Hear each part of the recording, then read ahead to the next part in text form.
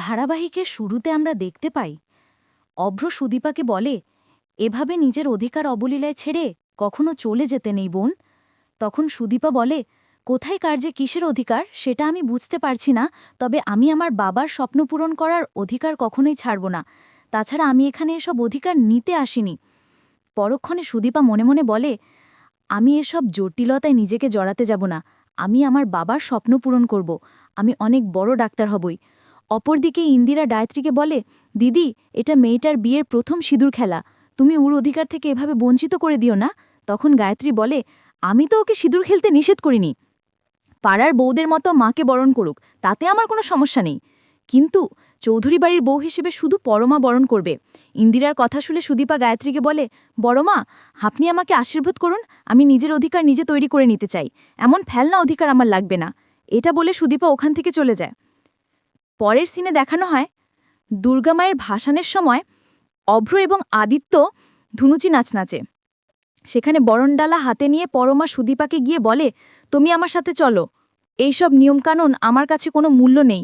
পরমার কথা শুনে সুদীপা বলে, তোমার কাছে মূল্য না থাকলেও আমার কাছে আছে। আমাকে ওখানে যেতে নিষেধ করেছে, তাই তুমি যাও, আমি যেতে পারবো না। অন্যদিকে দেখানো হয় আদিত্য অভ্রকে গিয়ে কিছু বলতে যাবে, তখনই অভ্র বলে, কোনো কিছুই আর আগের মতো নেই। তখন আদিত্য বলে, দাদা ভাই, আমি তোদের ভালোর জন্য এটা করেছে। এরপর অভ্র বলে, তোর মনে আছে আদিত, তুই যখন স্কুলের ফার্স্ট হয়ে মেডেল নিয়ে আসতিস, তখন আমি কখনোই তোর কাছ থেকে চাইনি, এমনকি তুইও আমাকে দিতে আসিসনি। তাহলে আজকে কেন আমাকে মেডেল দিতে আসলি? আমি তো কখনো এমন মেডেল চাইনি তোর কাছে।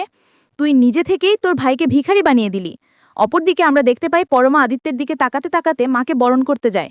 অন্যমনস্ক হওয়াতে পা পিছলে পড়ে এবং আদিত্যকে ডাকে, এবং পরক্ষণে আদিত্য গিয়ে পরমাকে ধরতে যাবে, তখনই সুদীপা লক্ষ্য করে ধনুজি থেকে আগুন মেশানো নারিকেলের ছোবড়া মেঝেতে পড়ে থাকতে, এবং পরক্ষণে সুদীপা আগুন মেশানো নারিকেলের ছোবড়া সরাতে গিয়ে আদিত্যর পায়ে বেঁধে সুদীপা পড়ে কপাল কেটে যায়।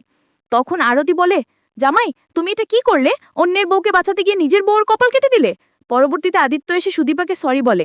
তখন সুদীপা বলে, আপনি কেন সরি বলছেন মিস্টার চৌধুরী? এখানে আপনার তো কোনো দোষ নেই। আপনি যখন পরমাকে বাঁচাতে গেলেন, তখনই আমি মেঝেতে আগুন মেশানো নারিকেলের ছোড়া দেখতে পেলাম। আপনার পায়ে লাগলে পা পড়ে যেত, তাই ওটা সরাতে গিয়ে ধাক্কা লেগেছে। যেটা আপনার অন্য মনস্কতায় হয়েছে, সেটার জন্য কেন সরি বলবেন? আপনি তো ইচ্ছে করে আমাকে ধাক্কা দেননি। অপরদিকে অভ্র কিছু না বলেই মণ্ডপ থেকে বেরিয়ে যেতে চায়। তখনই সঞ্চারে গিয়ে বলে, দাদাভাই, তুমি কোথায় যাচ্ছ? তুমি চলে গেলে কিভাবে হবে? তখন অভ্র মনে মনে বলে, আমার এসব না দেখে এখান থেকে চলে গেলেই ভালো হতো, কিন্তু এই সঞ্চারই আমাকে আটকে দিল। পরক্ষণে আমরা দেখতে পাই পরমা গিয়ে সুদীপাকে সরি বলে। সুদীপা বলে, তুমি আমাকে কেন সরি বলছো? কপালের ক্ষতস্থান খুব দ্রুত সেরে যাবে, কিন্তু মনে যদি কোনো আঘাত লাগে সেটা কখনো ভুলে থাকা যায় না, এমনকি দ্রুত সেরেও যায় না। তাই সরিটা গিয়ে তুমি আমার দাদাকে বলো। সুদীপার মুখে এমন কথা শুনে পরমা বলে, আসলে আমি অন্যমনস্ক হয়ে গিয়েছিলাম।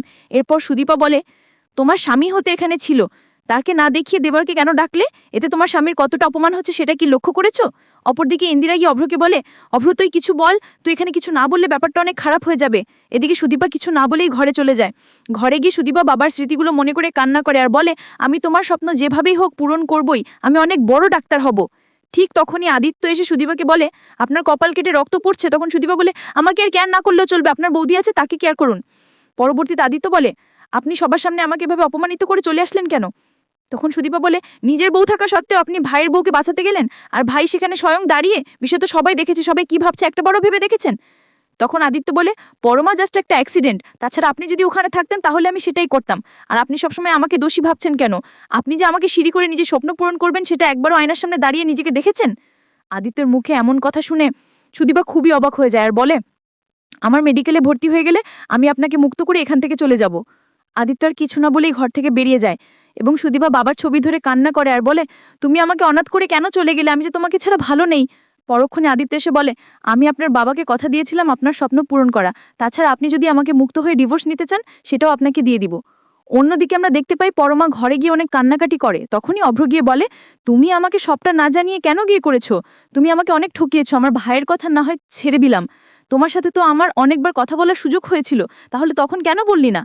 তখন পরমা বলে, আমি অনেকবার বলতে চেয়েছিলাম, কিন্তু বলতে পারিনি। পরবর্তীতে অভ্র বলে, তুমি যেহেতু আমাদের সকলের জীবন নষ্ট করে দিয়েছ, সেক্ষেত্রে আমি তোমাকে ডিভোর্স দিব না, কারণ আমি আমার বোনের জীবন নষ্ট হতে দেব না, আর তোমাকেও আমি মুক্ত করব না। তোমার একটাই শাস্তি, সেটা হচ্ছে বিয়ে। তোমাকে আমার স্ত্রী বানিয়ে সে শাস্তি দিব। এটা তুমি আইনে আশ্রয় নিলে ভুলে যেও না, আমিও একজন আর্মি ম্যান। এটা বলে অভ্র ঘর থেকে বেরিয়ে যায়। শেষ সিনে দেখানো হয় চৌধুরী বাড়িতে সুন্দরের গুন্ডাগুলো এসে এদিক ওদিক তাকাতে থাকে। তখনই আদিত্য এসে বলে, এই তোমরা কারা, এখানে কেন এসেছো?